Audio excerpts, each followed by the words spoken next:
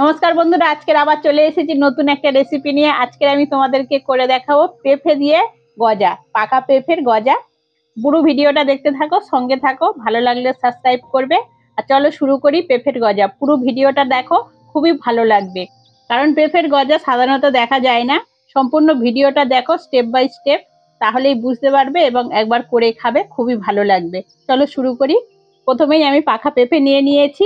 পেঁপেটা খুব পাকা নয়, মোটামুটি পেকেছে। পেঁপের ছাল ছাড়িয়ে ভালো করে গ্রেট করে নেব।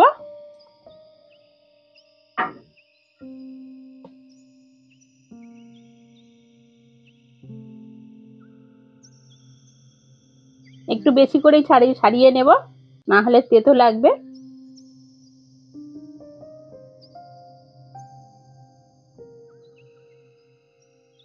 আমি গ্রেটার দিয়ে ভালো করে গ্রেট করে নেব।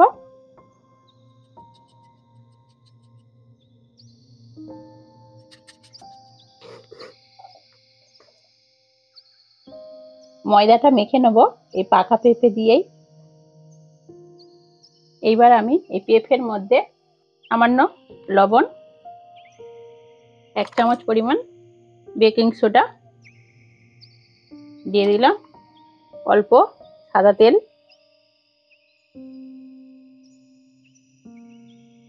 ময়দা দিয়ে মেখে নেব।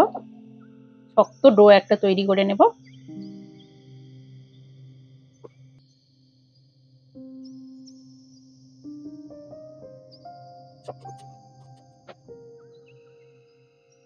ময়দা আমার মাখা হয়ে গেছে। এইবার আমি গজার শেপ দিয়ে দেব।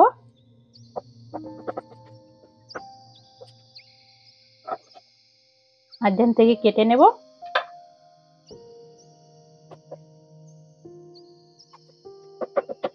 আবার কেটে নেব। ময়দা দিয়ে দেবো উপরে।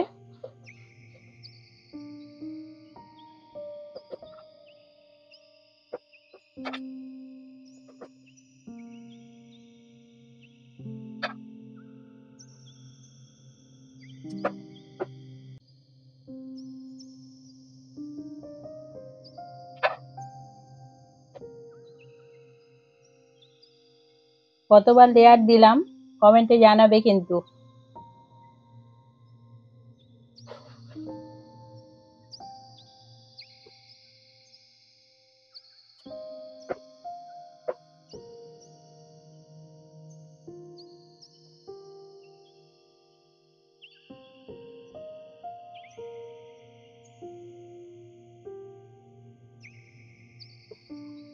ধারগুলো এরকম ভাবে ময়দা দিয়ে দেবো, দিয়ে সবকটা ছাড়িয়ে নেব।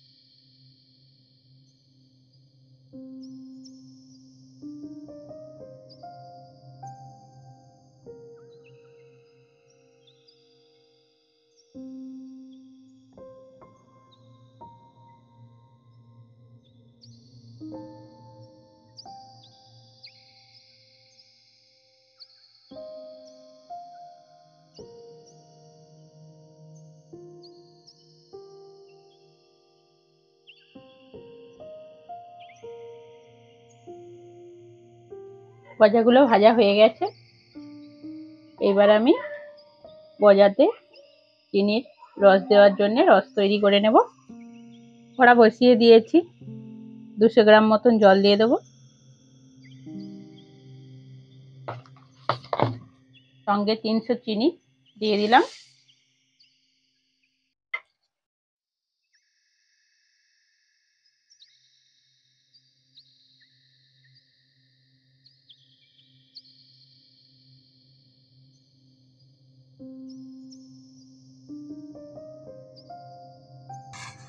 চিনি রসটা আমার হয়ে গেছে, হালকা ঠান্ডা করে নেব।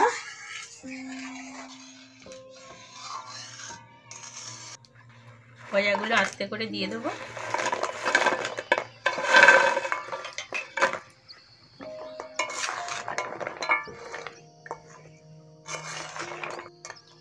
এরম ভাবে 1 ঘন্টা আমি রেখে দেব। 1 ঘন্টা পরে আবার ফিরে আসছি। 1 ঘন্টা পর ফিরে এলাম, দেখে নেব গজাগুলো।